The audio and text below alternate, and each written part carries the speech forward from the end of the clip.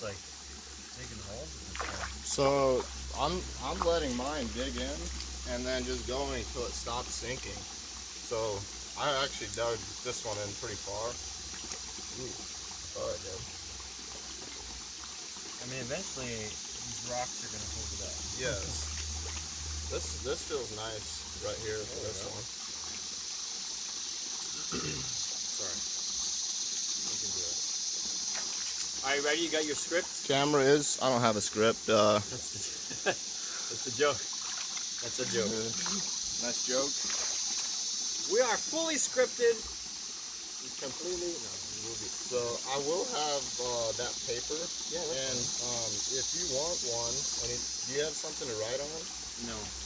Would you like something? Because I have like a thick wad of paper that you could just, and then when you think of something and you can write a note and then bring it up, like type of thing, or do you just want to flow with it type of thing? I just want to flow. There you go. I love it. Do you have a specific place where you want to start? Not really. Great. Not really. Great. I'm open to whatever. Great. And We how can talk about the health system stuff? So I mean, I have. a general direction? Yeah, I mean, I have it's all there. I Yes. just. So, and then what about for people to reach out to you? Do you want to have that at the beginning of the video? Usually, I'll mention it a couple of times. There you go. I think within, like I said, if I talk about the Tao calligraphy work that I was doing, that I am doing, if people want to learn that, and I'll just be like, hey, I'll just say like, so the best, if you want to learn, then reach out to me on Facebook. I'll leave my link in the description. Absolutely. And then just private message me. Let me know that you watch this podcast and you're interested in learning about it, and we can go from there. Right? Can we keep that for the more towards the end, and then just be like, hey, this is boom, boom, boom. There's the platforms, and then give your offer, like, hey, reach out, and then boom, cut type thing.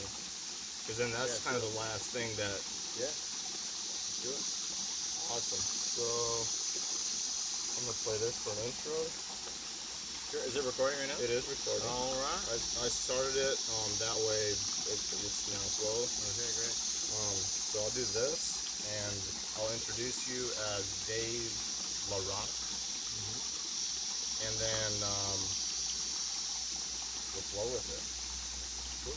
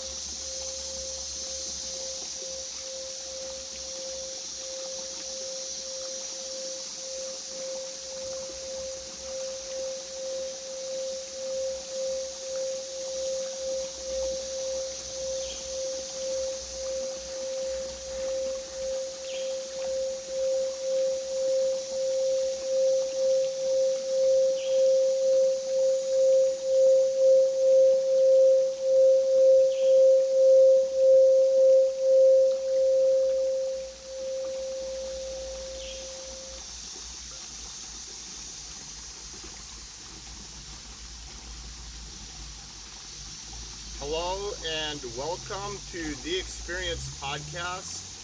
I am a multi-dimensional spiritual being having a human experience. My name is Neil, and joining me today in this beautiful landscape around us is a wonderful soul by the name of Dave LaRock. I'm blessed to be here today with you, Dave. I feel greatly appreciative to be literally in a stream. And tell me and speak to the audience some of your background and like your upbringing and like what is some of your initial experiences of you being in this experience of a world that we're in. Oh my goodness. Yeah. Hi everyone. So yeah, and thank you for the intro. Yeah, really happy to be here. And yeah, man, look at the view. We're in a little river here at Natuga in Patanillo, Costa Rica. Super blessed to be here right now. Yeah, dude, thank you. You're welcome. Yeah, what a question. Yeah. Well, I'd say I love how you started off. You said you're a soul living in a human experience. You're soul or spirit. You said I'm a spiritual being that's having a yeah. human experience. Spiritual being, yeah. And I look at this as soul or spirit. I mean, to me, they kind of mean the same thing. We tend to identify with certain words. But yeah, so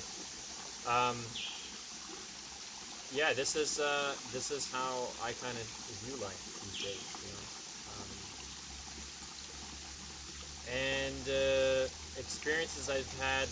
You mentioned growing up Early in this realm. early in this realm. Oh shit! Yeah, I went through a lot of stuff. I went through a lot of pain, man. It was agony, you know. I mean, growing up, I was very shy. I was very shy, very closed off, very detached. I pretended a lot of things. I did things for approval.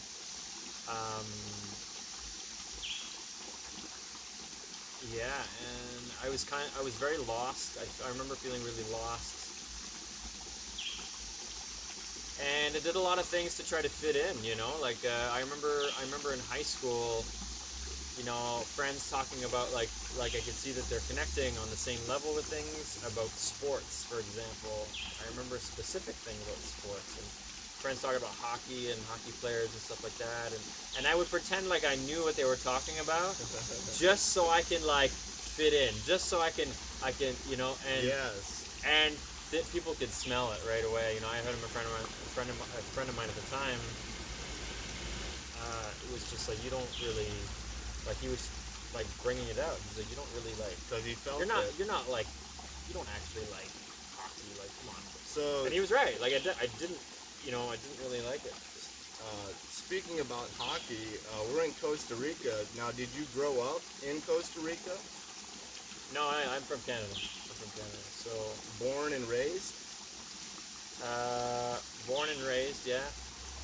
Guys, just so you know, I also want to say this that this is like very spontaneous. A lot of what he's asking is live. Like, he doesn't know this. This is unscripted. We're just going with the flow here. So Flow is nice. flow is nice, man. This is great. So yeah, I grew up in. So I was born in Canada, raised there. I spent better part of about 30 years there. Yeah. So yeah, and I moved to Costa Rica recently in the last 2.5 years. So yeah, as a part of my healing journey. And yeah, it's been a wild, adventurous journey of healing and growing and learning and in all sorts of facets, mentally, emotionally, spiritually, physically. Yeah. So, I'd love to speak more about the health aspect of your journey. And before I get into that, or before you get into that, I'm interested, when was your initial awareness of like, okay, so I'm here in this realm, in this world, but like, like, when did that switch come for you of that, like, you're more than this human being and the environment that you're in? Like, what was some of your initial awareness that brought that about? I love this question, man. Thank you.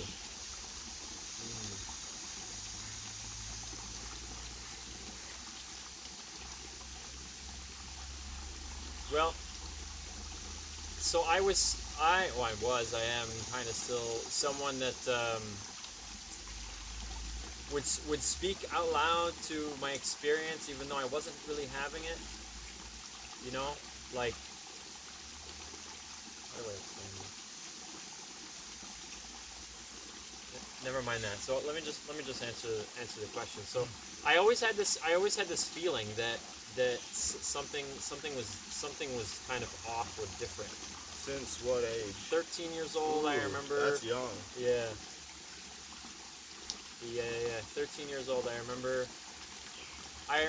Okay, so this could be like perhaps one of my earlier experiences of God working through me, of like my connection to God, and I didn't know I was doing it at the time. And I remember watching my dad, and my dad's a hard worker, and he's worked, you know, his whole life. Like that's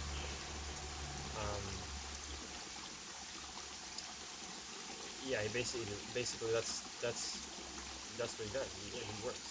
He's always working. He's a bit of a workaholic, if you will.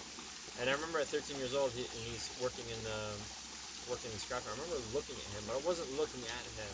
I was kind of looking at the bigger picture of what he was representing, and I remember thinking like, a thought popped into my head, and it was like, I want a different life. You know, I want my life to be different. So, Different in what aspect? well, yeah. So I'm gonna go into that a little bit here. So, as kids, like, we look up to our parents. You know, we look up to our parents. Our parents are quote unquote gods, right? So we look up to our parents, and this is like what we are, what we look up to as, you know, the right thing to do. Like, this is what we need to do in order to get love, or to receive love, or to be loved, right?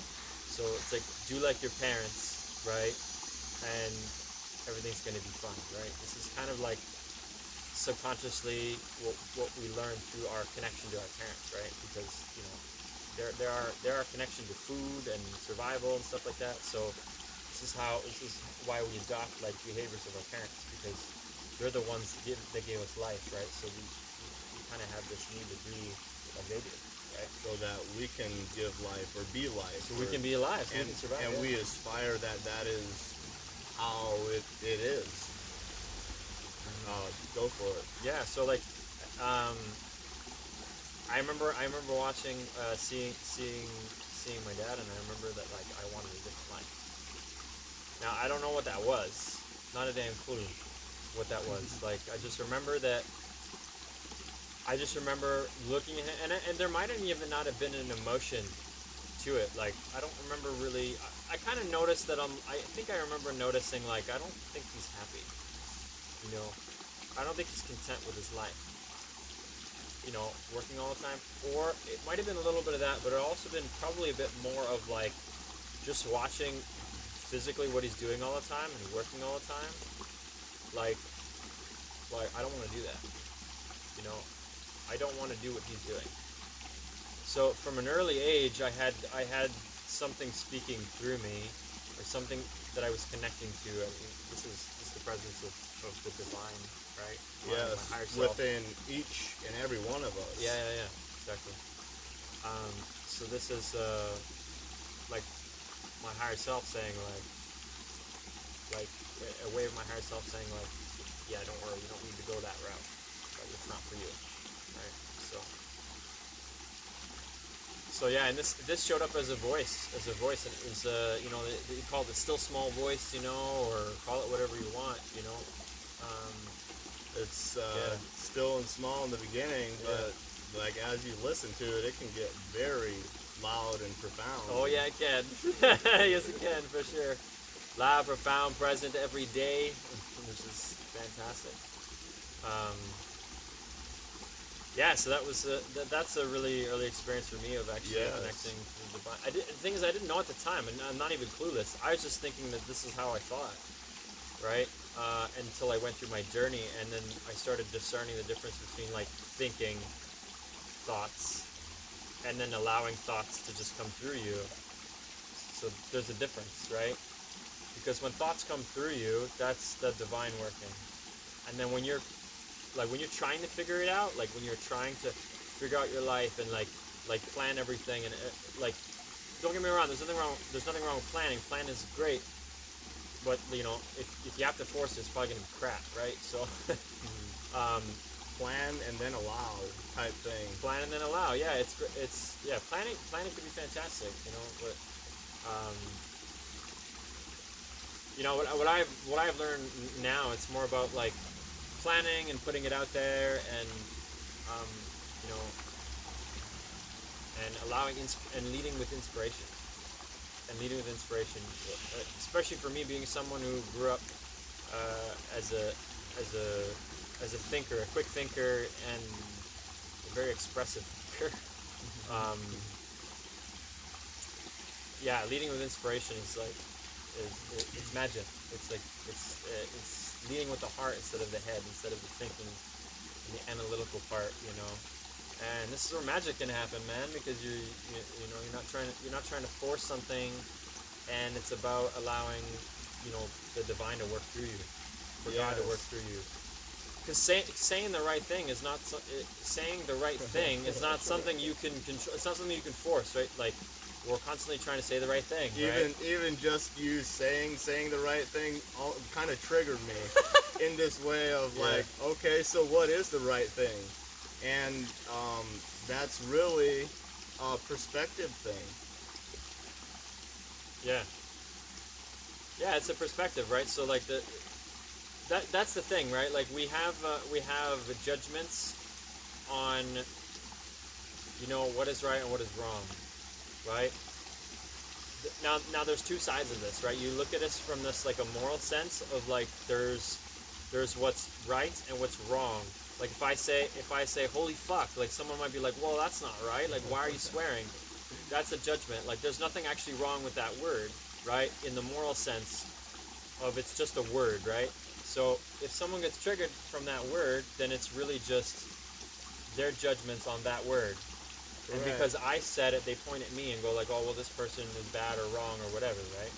I mean, that's an example, right? It could show up in different ways, right?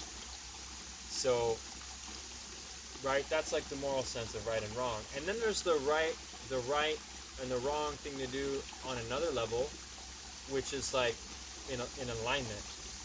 You know what I mean? Like on a cosmic level. Yeah, on a different level, on a cosmic level. So like, I mean, in this side, there's no such thing as moral right and wrong. It's more like am I meaning to say this? Is my heart open? Am I allowing myself just to flow freely? And do I have any judgments tied to what I'm saying? Like, because I could say something and then all of a sudden be like, oh, I didn't mean to say that, or oh, I messed up. Right? That's going the other way. Now I'm judging myself for something I said wrong. Exactly. Right? But in the higher dimensional level, you cannot say anything wrong. There's nothing wrong. Like there's no thing wrong with what you're saying. I mean, you can, maybe there's a point you're trying to get to, right?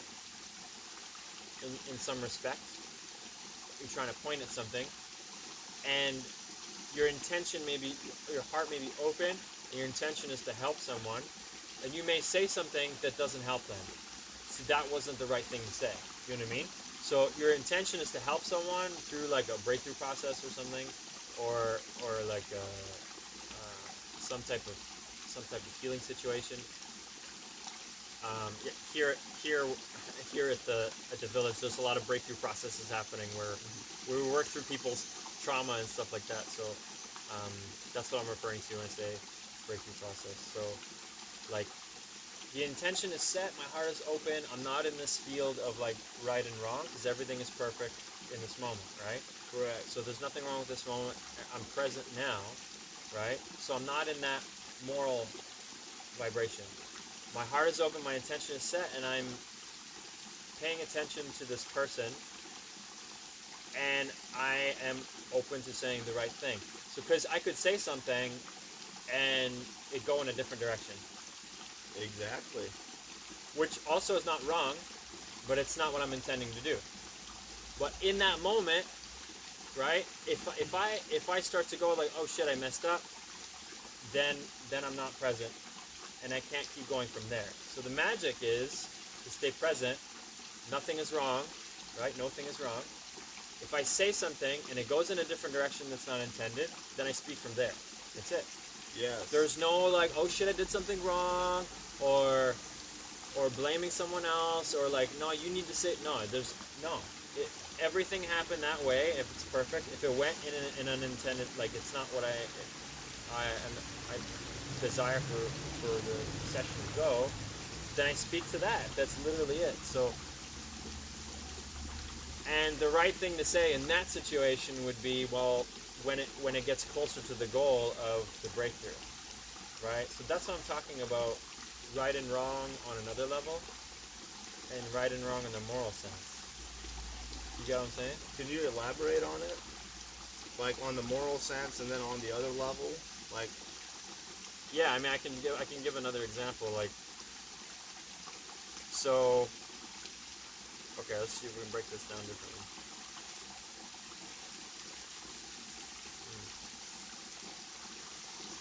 Well, yeah, I mean, in that example, right and wrong, moral sense, like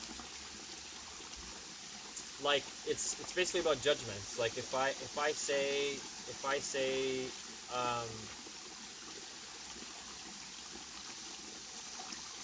if someone acts a certain way, right? If someone swears, or if someone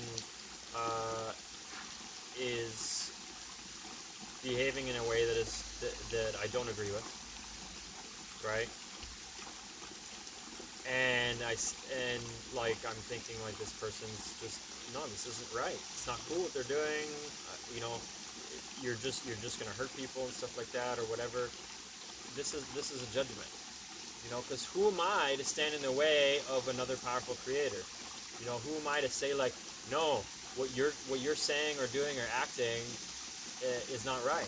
Because everyone has the right to exist. Everyone has the right to speak. Everyone has the right to express themselves. And the highest truth I tap into in terms of that is like there's absolutely nothing wrong. So and everything is perfect. Yeah, and everything's perfect. So like, so going back to the moral sense is like it's judgments. Like, yes, and I resonate with that very much. Right. Yeah. So yeah, it's about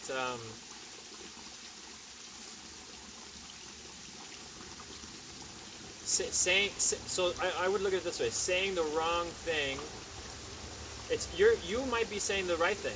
What you're saying is probably perfect, but in someone's eyes, it's the wrong thing. Now, in the eyes of someone else, that they think it's the wrong thing, it's a judgment. Yeah. Like, what you're doing is wrong. That's not cool. Like, or you're believing wrong, or this and that. Like, that's a big one, because people's beliefs sometimes clash. Did you realize it's all BS? It's all belief systems. In terms of like everything, like it's how we believe it. What I believe to be true for me is true for me, even if it's not true for anybody else. Yeah, exactly. And that is true for. So it's all belief systems that we're experiencing, type thing. Totally. So yeah, what's true for you is true, even if it's bullshit. Right? Correct. So like, I could be looking at you and be like, well.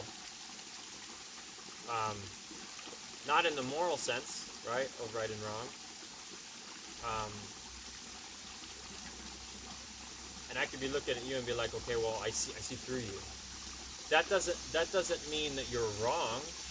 What you're saying is perfectly fine. But when I let go of the judgments of how he's acting or behaving, it gives me the opportunity to actually like open up to like other things. And see patterns and stuff like that, like limiting patterns or maybe beliefs and stuff like that that other people may have. So so basically, like until someone lets go of their judgments against someone, it opens you up to more and seeing clearly, like having that clairvoyance, like clear vision, being able to see without the judgment, just coming from a place of the heart and coming from that inspiration place and being from that love place and seeing another being from a perspective of love and inspiration and coming from that perspective. Yeah. Which is a space of accepting others, right, as they are. So imagine this: like you can actually speak to someone and completely accept them as they are. Whatever they say, they do is completely fine, and it doesn't affect you. It doesn't affect you negatively. I mean, that's the space to be in. That feels very freeing, right? It's very freeing to not be triggered by your environment or people or what they say, and live in a space of love and acceptance and flow and joy, and like feels really fucking good to just like, right? Like you can talk to anyone, right? You don't have to. Things don't have to be a certain way, or So in order for you to feel a sense of connection, or a sense of joy, or you know whatever it is, So it's not. So you're not affecting me. I'm happy to be here and to share what I'm passionate about, right? I mean, I could be talking to another person and it would still be amazing. Exactly. So, I mean, don't get me wrong. I appreciate that you're here, right? So, like, it's still amazing that you're here, right? So I'm appreciating you now, but I'm also saying that, you know, you're not the ends of my effect here, Exactly. right? So I'm not at the mercy of you and what you're saying and how you're behaving and showing up. Yes. So, yeah, this is the kind of freedom side that we've been touching on a little bit in terms of not the moral sense. And so, I love it. speaking in a lot of different spaces. I really love where you went with that. Yeah. So cool, man. So that was like super spiritual, coming from the spiritual perspective, and so now growing up in your household, how health conscious were your siblings and your family, and is this something that you were interested in also from a young age, or is this something that you experienced the one side of health and now you're experiencing a different side of health? Can you touch on that some? Yeah, I love this question so much. By the way, people that are listening, this is completely unscripted. He's never asked me this before, and I've never told him any of this before. So it's amazing that he asked me this question, because it's beautiful, and I think it could be inspiring for a lot of people. So thank you for this question. You're welcome. So basically, yeah, I mean, I grew up in a household where there was a lot of drinking in the house. So at least on the side of my dad was a drinker. I eventually got into drinking. Actually, I started drinking when I was 11 years old. Yeah. So a lot happened at 11. Man, holy crap! It seems to be a pivotal number in my life. I seem to be referring to this time when I was 11. There's a lot that happened there. Yeah, so drinking, like we didn't eat organic food. Organic wasn't even a word that was passed around in the house. We weren't, like, just generally speaking, like at a young age of 6, 7, and taking a picture frame look of my family and environment, and like what our belief systems were as a general collective in our family. We didn't eat organic food. We didn't believe in spirituality in general. That wasn't even a word that we used. Like, I didn't even learn about that word until later. Well, so much later.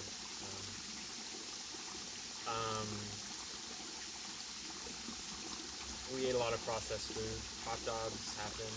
My mom made a lot of home-cooked meals and stuff like that, which is great. Which I really love. Some good mom's cooking. Yeah, we had some good healthy, some decent healthy soups and stuff like that. And there's love in there. Yeah. The mother's cooking it. Oh yeah, there was definitely some love in there. That's for sure. And so, like, in terms of like food, we did have fruits and vegetables, like and meats and stuff like that, but nothing was organic. A lot of it was, we did end up eating processed foods. Like, I remember eating a lot of, once in a while we had some fast food, pizzas and stuff like that, to like kind of give you guys an idea of like where we're at in terms of food. And then there was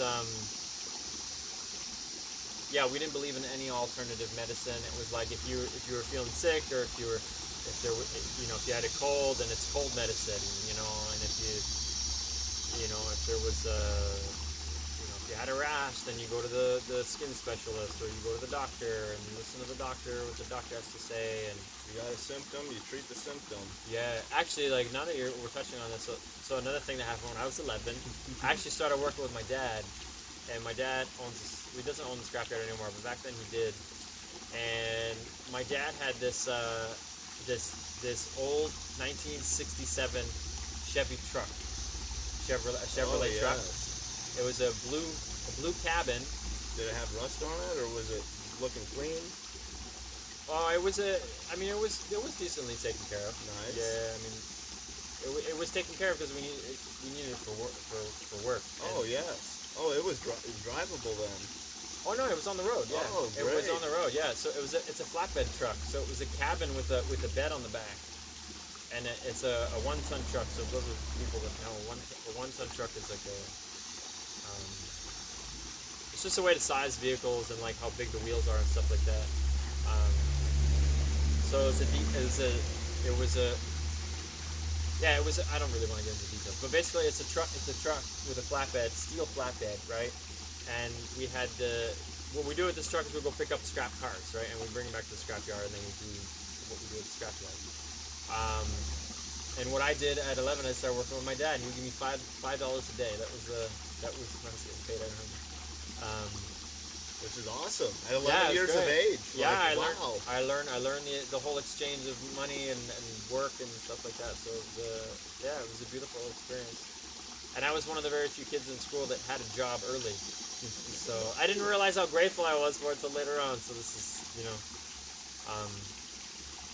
but yeah, anyway, so one day, so my dad showed me how to like put the ramps up. We had steel ramps that would go down where the car could climb. We would hoist the car up on a winch to get the car on the flatbed, and then we tie it down and stuff like that. So he showed me how to push the ramp in all the way, so that we can lock it and then leave. Because if not, the ramps would just be like dragging on the ground. He showed me how to do it. I'm 11 years old. I'm a little guy. Like these ramps are heavy. They're steel, like thick steel, like that. Like you're putting a car on these things. Yeah, a car has to. Yeah, the car has the ramp has to, sustain the weight of a car, right? So they're solid and they're heavy. I think maybe the one on the left was the one he did, and the one on the right was the one I did. It's like 75, 60 pounds. Anyways, he showed me a way to like push it on there, and I remember doing it when we got back. Made sure that it was locked in all the way, and I remember pushing the ramp up, and all of a sudden my wrist really freaking hurt. And I was like, man, what's going on? And I remember thinking to myself, like, well, I did exactly what my dad told me to do, and he showed me like a safe way to do it where it's easier on the body, like kind of leverage your body to push it in. Sure. I remember like doing it exactly like he said, and then my wrist was hurting. I'm like, well, what the fuck's my wrist really hurt? Like, ow. And then I did it exactly like he did. How come his wrist doesn't hurt? And I went to physio for like 2 months, never found anything, and went to see a specialist, went to the doctor, and did all these things and tests, and they couldn't find a way to solve it. Like this, it was a completely random pain. It was shooting pain, like a knife going through my wrist. So much that I couldn't make a fist. Wow. Like That's intense. I could kind of close my hand, but it would hurt to do that. If I would squeeze it, I'd be like, oh, like Yes. it hurts, man. Like, and like that's uncomfortable when like I'm, and it was going on for years and years and years, where it was like this complete random pain. And I remember just feeling so angry about it because I'm like, I go to these doctors and specialists and they can't seem to solve this, but yet you're the specialist and you got trained for how many years and you don't seem to be able to give you any help. And parents don't know, my family doesn't know, and and then later on I fell in love with exercise, and I found more stuff that was going on. Like my knees were hurting when I was running, and then I had elbow pain and shoulder pain, doing bench press and stuff, like it was hurting my shoulder. And it was just like I woke up to all these issues. Like the fuck? And I remember thinking like, the fuck's wrong? Like what's wrong with my body? Like why is it like doing this? And I'm watching other people other people actually like not having this issue. So wait, what's going on with you that's different than me? Why? How come you can do this and I can't? You know, and I would speak Exactly. like that. Yeah. So then that was Yeah. with your wrist, and then so then you began to have an interest in your own body, and then what did that develop into? oh my goodness, like so I had this love-hate relationship with my body because I remember one day that like one of the first times I started jogging, and I remember coming back from a jog. My oldest brothers are in the military, and they've always inspired me to exercise, you know, and Good for them. to move. Thank you, Yeah. thank you, older brothers. Yeah, exactly. Thank you. So, yeah, especially my brother Mario, he's big into exercise, and he loves it too. And I kind of looked up to him too, right, in that sense. You know, and I remember going for a jog the first time. I don't remember how old I was in that area, 11, 12, 13, 14, something like that. Where I did the similar run that he did, and come back and I'm thinking like, wow, actually, man, I like exercise. I like it. Like at the same time, my lungs are burning and my knees hurt, and I'm like, you know, but I really like this. It feels good, you know. So there was a part of me that's just like, yeah, like, you know, like it's probably the endorphins and things like that. But there was also a part of me that was like, man, this fucking sucks. Like, what's wrong with my knees? And like, I was like scared my knees were gonna break, and that like, you know. And I remember just like being really angry in my head when I'm running. I'm like, fucking hip again. It's like, well, okay, just breathe. Come on, like. And I'm trying to do everything like perfect, you know, to kind of like, you know, like breathing through the nose, exhale through the mouth, like, you know. I was a quick learner in terms of things I was passionate about. So when it came to exercise, I was just like, I was a bit ahead in terms of like the general crowd. Like at school, I started to recognize that like that was something I excelled at in terms of, you know, exercise, or at least exercise, not sports so much, but physical exercise. Sure. In terms of knowledge around it, not necessarily performance. Right on. Because I wanted to perform, but I couldn't. So I was excelling on learning how to perform and learning to perform. That's very interesting. Yeah. How that brings out that facet of. Yeah.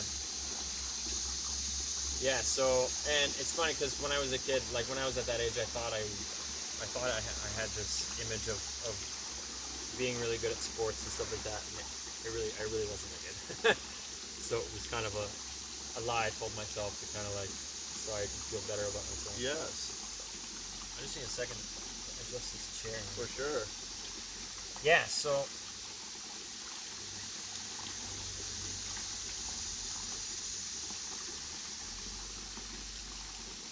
all right. Yeah, so where are we at? So you had that interest in the workout, and you were going on the learning route rather than on the actual expressing it route, but you were learning all about this about it. And so now with learning about it, did you then start to implement some of what you began to learn? So just to be clear, I was still exercising a lot, and I did a lot of exercise, and it was so I was still implementing the stuff. Although I wasn't performing the way I would like to, because I was limited by my body. So like, for example, like I wanted to run like a 10K, and I was just like working to run a 10K, and I would jog every other day or every third day for like 2 or 3 months. And then I get to a point where I'm just like, I'm done. Like, I'm gonna stop and take a break because all these pains would come out, you know, like knee pain and stuff like that. Knee pain, hip pain when I was running. And oh yeah, I remember shin splints. Oh my god, I had shin splints like you wouldn't believe, man. Shin splints. That feeling like on the side of your shin. Oh yes. And you know what it is, eh? Like once bees biting me. I think this will be the big one. Anyways, yeah. So shin splints. I had crazy shin splints, man, and that's like when I did some reading about it. It's like, oh, this is like your. Well, I learned about it from a guy. The guy at the gym told me about it actually. The owner of the gym actually in town where I grew up. And he told me shin splints is essentially like it's like your bones deteriorating, you know. And then he was telling me like it has something to do with like muscular imbalances and stuff. And that's when I started learning about muscular imbalances. So people would drop me hints about like, you know, like Nice. where to go and like, you know, how to solve these issues and stuff like that. So this is where I became extremely interested in how to. Well, at the time I was saying fix the body.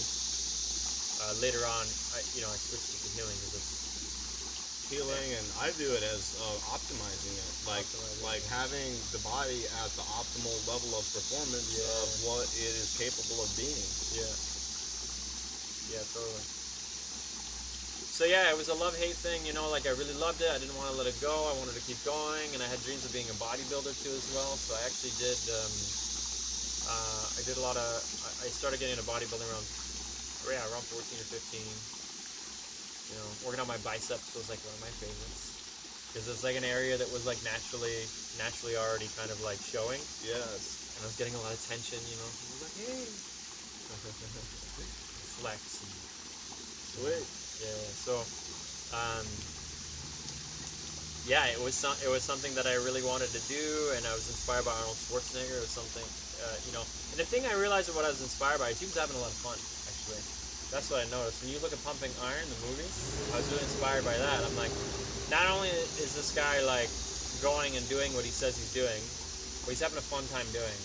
And that's what I really connected with in terms of his journey, right? Yes. And I remember that being an inspiration. So I started to believe that that's what happiness was like, right?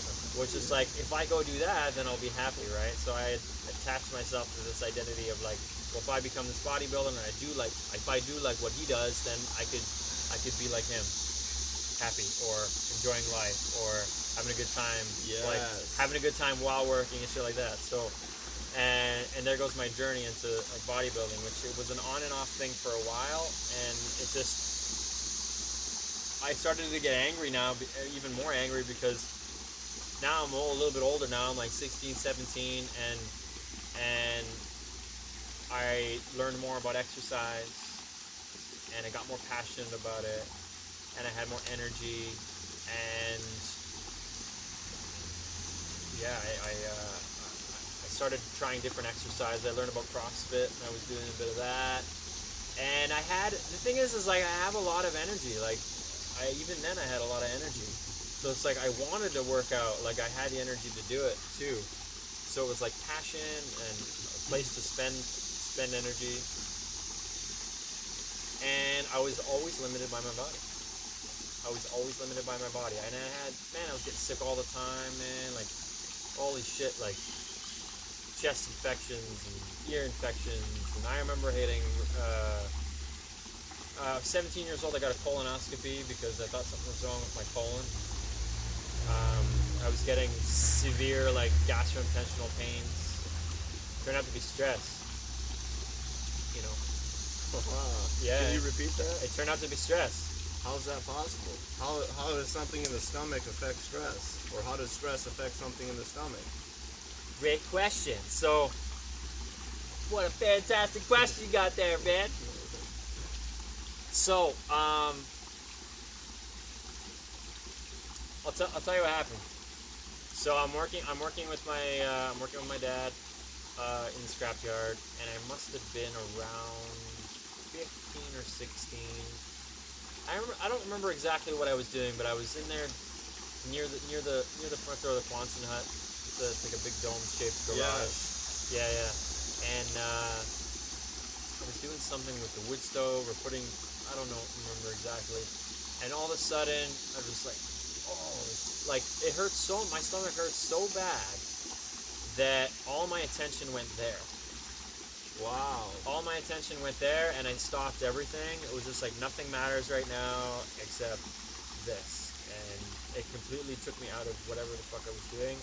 And it's not like, oh, this hurts a little bit. Like, it really hurt. Like, and I could tell that I was being looked at like, come on, like, you're just faking it. You know, like, because I was the kid that always got sick or that always had a problem and stuff like that. And it's just like, oh yeah, come on, like, you're faking it. You know. And no, it was pretty bad. Like, and I felt kind of trapped. I remember feeling a bit trapped with that. And intuitively, I just left. I left work and I went back to the house, which was like 150 meters away of a walk, and I went to the back room and I just laid down on my back and I started breathing.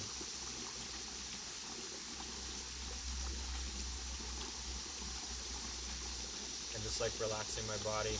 And I was breathing into my belly. And then eventually I passed gas. So that's what was, and then I realized, and then that's how I learned. I'm like, oh shit, so, I mean, I didn't really know at the time that I was creating it, but I realized that, oh, I can actually, like, so I have this problem, this is how I was thinking back then, right? I have this problem with my stomach, and this is what I can do to solve it. So I had this tool that I learned, right? And the tool was breathing? Yeah. Wow. I was learning to breathe and relax.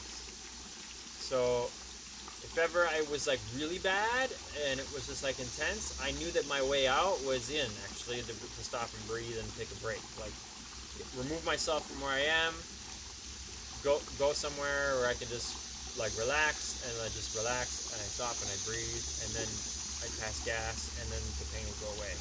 So my intestines would tense up so much because I was under a lot of stress. Sure. Stress, pressure to perform, to do the right thing, and Those are all real things. yeah, and yeah, I mean, unconscious to me at the time, but yeah, so yeah, that's one thing, man. Stress, man. Stress was causing pain in my stomach. So and then it kept reoccurring, and I remember having like acid reflux. Oh yeah. I had a lot of that shit. It was like routine. It was like every day at 2 in the afternoon or 2:30 in the afternoon. I'm like, oh, right on time. There's that acid reflux. It was like clockwork, man. Wow. Yeah, and it was kind of, the term I would use is insulting to my intelligence. Because I'm like, I'm doing everything I fucking possibly can to solve this issue, and I'm just like, you know, taking Tums. Like at the time, like that's what I knew. Like, oh, it hurts to take Tums. And I remember taking Tums as a way to like get the acid reflux away, and it wouldn't work. Like, imagine that. Like, a lot of times it would, but there were the odd time here and there where I would take it, and I'm like, I would take like the 1,000 milligrams, like I'd take 2 of them, and then like it would work for like an hour, and then I'd still have heartburn later. Like, so there you go. I learned that medication can't heal stress. Early on, I was starting to doubt. At this time, I was starting to doubt, like, this shit really works. This is where I started getting a lot of doubt in the system, in the medical system, because, well, one, at an early age, at 11, people were telling me they can solve my issue, and I would do what they tell me to do, and nothing, it wouldn't work. And I would go to when I go to who do they tell me to go to, and I wouldn't see any results, and I'd still be walking around with this pain. And I have people telling me, like older people tell me, like, I'm thinking about it, I'm 15 years old, and there's people that are 60 or 70 that talk like this, and I would tell them about my issue, and they're like, yeah, the doctor couldn't help. Oh wow, you're in this amount of pain, like when you're only this young, like imagine what it's gonna be like when you're 55. I'm like, well, thanks. I'm like, I'm not gonna let that shit fucking happen, man. Like, exactly. So like, this is the belief system that I was attacked with on the outside. That's intense. Yeah. That's like, something to move through. People just believe that this is how it is, and you don't have a choice. That's what I was hearing. Like, this is what I'm surrounded by. That's just how it is. When you get older, you get in more pain. When you get older, you get like me. It's just like, wait a minute. I don't want to fucking live like that. So through this whole process, there's so many stories, but through this whole process of like waking up to like, I'm this dude that really wants to do something and I can't do it because I can't do it the way I would like to, because my body's in pain, and I go to people that are supposed to be able to help me get resolution, and they're just basically either lying to me, they don't know what they're talking about, or they're just flat out full of shit, you know.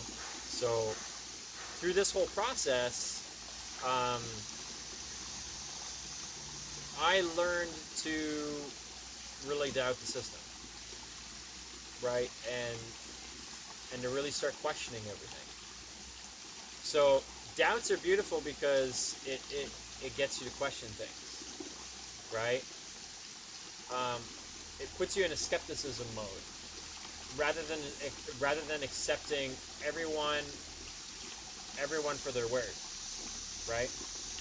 Like, so yeah, it was a, you know, I say in every pain there's a blessing, right? And I had a lot of fucking blessings. I didn't realize it till later, so that was the thing. Wow. Yeah. So now, like fast forward to present day now, and what are your eating habits now, and what are some of your exercise habits that you do currently? Okay. Yeah. Okay. Yeah. Yeah. It's a work in progress. It's a work in progress. It's different. I stretch daily. So if not every day, then if not at least once a day, then it's twice a day. I do my basic stretches of key areas that I know from experience in my body where they get tight, right? So that's one of the things, right? So there's that. Eating habits. I mean, so my eating habits is generally when I'm at my own, because right now we're at Natuga, so my eating habits kind of change a little bit. Yeah. Because of the food. The food they have here is not 100% like I normally eat. So when I'm at my own place and how I'm eating, it's first thing I do is drink water first thing in the morning. So I hydrate, and that actually helps the body wake up. And you're essentially hydrating you're preparing your organs to move, and you're lubricating them essentially. So that, and I have fruits in the morning. So I either have like I'll have pineapple, you know, like I'll do like a smoothie, pineapple, bananas, Awesome. or just pineapple and I love pineapple. I can tell. And lemon too as well. Very alkalizing. Yeah, very. And also with alkaline water too as well. Like I have a Kangen water machine that I use, and so I'm getting a lot of molecular hydrogen too. So it's a lot of hydration in the morning, and then I'll have, on average, two meals after that. So I'll eat two decent sized meals. Brown rice, vegetables. Some main ones that I really like is broccoli, carrots, onions, cabbage. You know, and we're subject to our environments here too. Like where I'm living here, you know, I'm not always going to the market to grab, you know, everything. Sometimes I just go to the store that's nearby. So. Yes.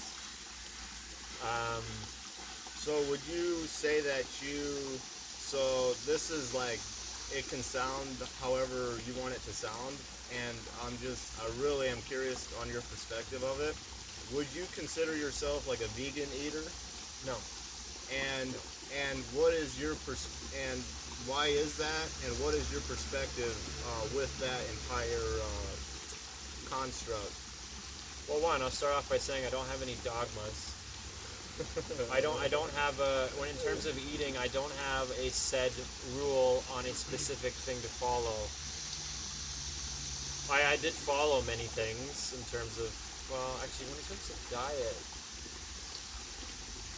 no, that's not really true, because I didn't really set any rules until I learned about it, and the rule was not to have any rules. Oh, that's so, beautiful. Yeah, but the thing is I was always only subject to my environment in terms of food. Like, if this is what they ate here, then that's what I ate, right? I didn't actually have boundaries with food, because I had fear of, like, you know, not being accepted and people like judging me for like bringing Yes. food and stuff like that. And then when I changed my diet, oh, I did have a rule that I followed actually. Sorry. Um, when I was into bodybuilding, I started regimenting my food, and I was eating like 5 meals a day. So I had specific meals to eat at specific times. So I actually went very strict on food for a period of time when I was like older, and I got into bodybuilding more professionally and started like reading books and actually I was prepping for a show, not a bodybuilding show, but I pretended like I was for a bodybuilding show, but I was doing it for a transformation. Good for you. Yeah, I did really well actually. The runner-up for Mr. Olympia, Kai Green, actually posted a picture of my transformation on his social media. So it was like, That is badass. yeah, it's pretty cool. Yeah, so that was how hard I worked, and like I was very prideful and like, transforming my body and showing what I could do with it. Yes. So back to the vegan thing. So yeah, I don't have any dogmas right now in terms of how I believe. I don't have any dogmas, and I don't eat in like veganism or vegetarianism. Like I don't follow any of that. Although it's not something I exclude from my diet. So I'm not against eating like a vegan. I'm not against eating like a vegetarian. I'm not against any of it. Because what I stand for is my body. I stand for what's right for my body. What is my body asking in terms of nutritional requirements? Like, this is the thing. People are so disconnected from their bodies, and I was one to experience this, so I'm speaking from experience, right? So I can see it with others, and I've even trained others into connecting with their bodies through personal training and through other means and psychosomatic healing work and stuff like that too. People are generally disconnected from their bodies. They don't realize that their body is saying, "I'm thirsty, please drink water now." Instead, something reminds them on the outside and says, "Hey, drink water." Like, don't forget to drink water. It's like their mom or dad talking to them, right, in their heads, saying like, "Hey, it's time to eat," or "You should eat this," or "You should eat that," or "Do this because it's a fad. Do this because it's everyone else is doing it. Do this because it's for the animals," right? Yeah, and that's the thing. Like, people are so disconnected from their bodies, and they don't value what their body has to say, and they don't listen to what their body has to say. Rather, people generally are more focused on doing things in a particular way to either look good or to do the right thing or to fit into a crowd, To be accepted, right? So, and it shows up in different ways. Like, so a lot of the vegan movement, what I see is that it's either so this is an example of someone who might say this. So I am vegan because this is the right thing to do, and I don't want to hurt animals. And yeah, okay, that's great. I think that's a beautiful thing, that you don't want to cause pain to a living being. I think that's a beautiful thing. It is. It's gorgeous. Yeah, it's absolutely beautiful. Although there's dysfunction in that, because what you're saying is the animals are more important than my body. And that is dysfunctional, because you're putting the animal above you. You're saying that the animal is more precious than I am. And that's really what that is people projecting themselves onto the animals, right? They're projecting their unprocessed pain on the animal, right? Because they're not accepting themselves. They're not dealing with them. They don't value themselves enough to let go of this idea that it's not okay to hurt animals. And guys, it's really important. Like, I'm not for killing animals. I'm for humans, right? And if you look at nature, and if you look at nature and how nature works, we are in a hierarchical system with nature. Nature has its own hierarchical system, right? Things live things die. That's what happens in nature, right? There's bugs that eat other bugs. There's wolves that kill other animals to eat. That's what they do. And guess in what? nature. That wolf that just killed the rabbit, Yeah. she potentially has a den of little baby wolves that Yeah. she's taking that rabbit to feed. Yeah. And if she does not kill that rabbit, her baby wolves are going to be going hungry. Yeah, exactly. Right. You got a really good point there. That's great. So there's this whole dynamic of, yes, there is a hierarchy, and it's about the perspective and how are we viewing this. Are we just going to feel sorry for the rabbit, or are we going to give thanks to the rabbit for giving its life so that these young wolves can now thrive and live? Yeah, and I love that because it's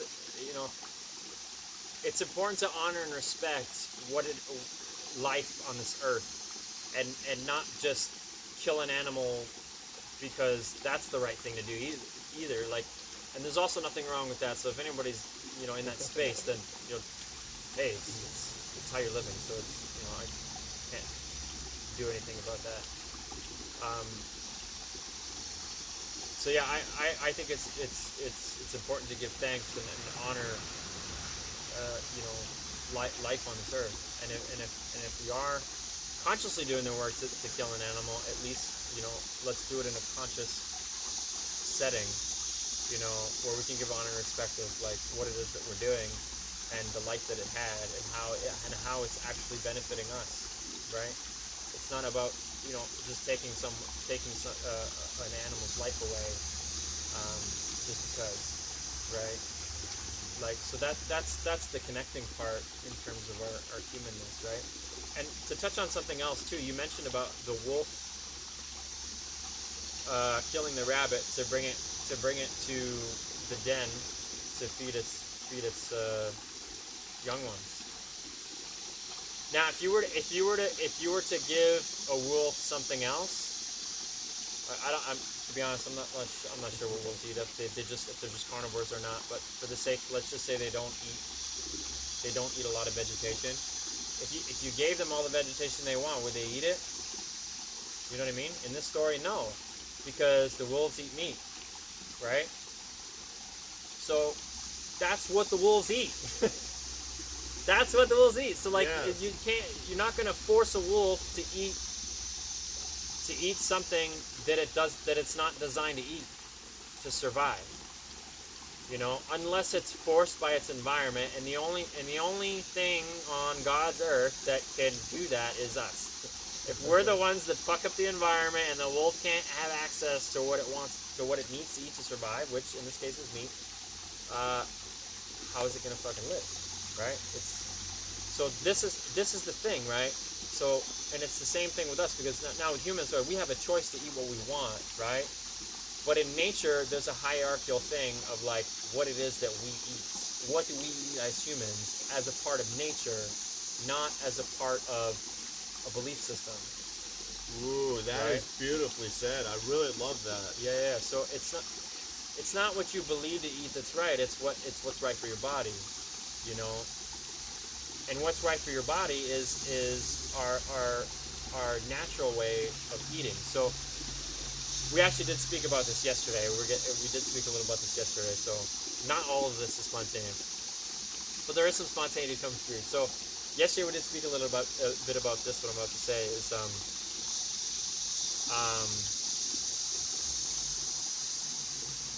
about eating from how we're supposed to be eating, and eating from like the natural world, and like eating about our indigenous, how they ate, rather than eating from belief systems of how we believe we should eat. Yeah. So in terms of nature, if we want to really have a better understanding and a better connection with our bodies and eat for health, so okay, a little side note, a lot of people are eating. They believe that they're eating for their health and they're doing what's right, but they're really actually eating for an idea. They're eating to fit in, like they're eating to fit in, and they're eating for a movement or something like that. Like, don't kill animals and stuff like that. and it's dysfunctional because like there's a lot of vegan people that get sick and they get and their bodies need meat. So that's amazing to point that out. Like, okay, so and then like bringing that up to somebody who is vegan, and like you can maybe bring it up, but are they going to be willing to feel into their body's like literal needs? And that's where a lot of I hear what you're saying about the dogma thing of, okay, so you can eat a lot of plants, but there's going to be times when like some other nutritional needs and values are necessary is what I'm hearing. And I feel into that myself. Yeah, it's about learning, experimenting, and really connecting with our bodies.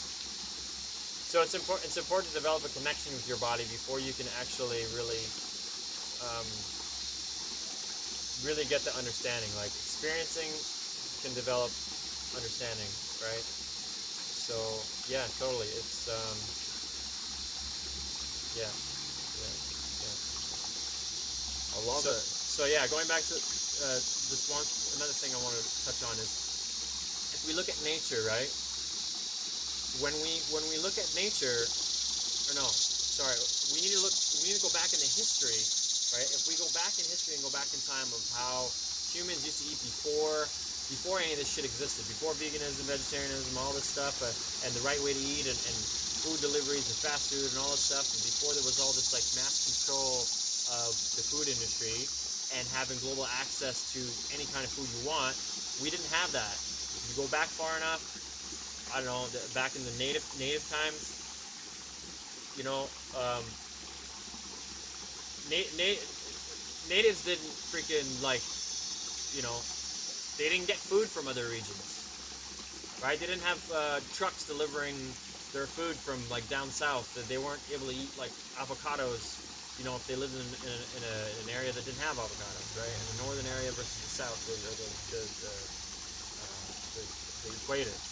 They weren't able to access it. They just lived in their area, and they survived on the food that was in that area, and actually thrived on the food that was in the area. Yeah, they hunted what was around them. They lived in an area and they hunted what was around them, and that's what they ate. So we are descendants of these people that ate food that was in their area. Localized eating is something that Greg Braden speaks a lot about. Yeah. I'm not really familiar with Greg Braden, but I'm a fan of localized. Yes. Like eating local is super important, right? So the point I'm getting to is this. You can look at Eskimos. They ate up to 80 to 90% animal fat and protein. So they ate a lot of animals. Why do they eat a lot of animals? Because the ground's frozen most of the time, most of the year, depending on how far north they are. And they didn't have access to fruits and vegetables. And I've seen pictures of some of these people that lived out there. They're like ripped. They look like pro wrestlers, you know, like they're big people. They look like they could they've got take down a bear, man. So yeah, I mean, we just need to look at it from the point of nature and not from the point of, you know, programming or indoctrination or civilization that we now know as like society, right? Yes. So yeah, and that's what I'm a fan of. Like, and for me, it's still a process. I'm not perfect in this either. Like, you know, I'm still learning. I'm still connected to my body. I'm actually in the process of healing my kundalini, my kidneys, and my adrenal glands too, because I was an adrenaline junkie, and I used to drink coffees, almost like 5-6 coffees a day, and like, you know, I weaned out from that, and I had a period where I was on like hard drugs and stuff like that too, and so it's just like really, it's like I really needed the boost, you know. So. Yes. So yeah, and now I'm doing things naturally, man. Doing things naturally, right? And, I love it. Yeah. I love the direction this went. Do you have more that you want to specifically touch on? Yeah, I just want to say that, you know, it doesn't matter how much pain you're in, what you're going through, what challenges you have, how, you know, what your environment looks like, how desperate you may be. You know, there's always a way out. There's always a way, and there's always a way to heal yourself. There is a way for you to heal yourself. There's a way for you to disconnect from the system that's disempowering, and you can empower yourself to heal yourself. You know. Exactly. I So, love that. Yeah. Thanks for sharing that. Yeah, for sure. And, So, yeah. where can people reach out on your social media platforms if they're so inclined to learn more about the things that you've talked about today and to connect with you in person to learn like from you and connect with you? Yeah, so what I would say is, if you're interested in some of my services and want to reach out and connect with me also, then find me. I'll put a link in the description below. Facebook and Instagram is what I use, and you can reach out to me there. And yeah, some of my services right now is actually helping people empower themselves to heal through actually connecting to source, like Tao calligraphy, which is a very powerful quantum field. It's a very powerful quantum field that I can teach you to connect to heal yourself. And I've had amazing healing experiences. Even just recently, a couple weeks, I healed my back from a wild injury. I was in a lot of pain, and I was hunched over. My spine was out of place, and I healed it in 30 minutes. And I actually was shocked when I got up, and I'm like, holy shit, I just healed my back. So, like, this is something that's possible for anyone to do. Anyone could do this. And you could literally heal any aspect of your life, any body part and stuff like that, by, you know, connecting to this field and allowing it to work through you. So that's one of the things that I offer, and also other breakthrough processes and healing modalities for healing the mental emotional system. So just a couple things that I offer. So yeah, Facebook, Instagram, links in the description below. And yeah, man. So, dude, thanks so much for having me. I'm happy to share. You're very welcome. Thanks so much for being here, being fully present in the moment. Present as I can be. Yes. For all of you, stay blessed, stay multi-dimensional, and continue experiencing. Peace.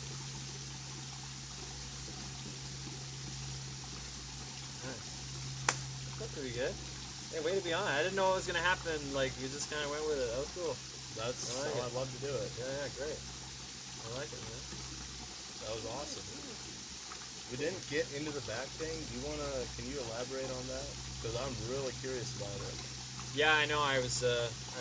Sometimes I got so much I could share. You know. Well, and I was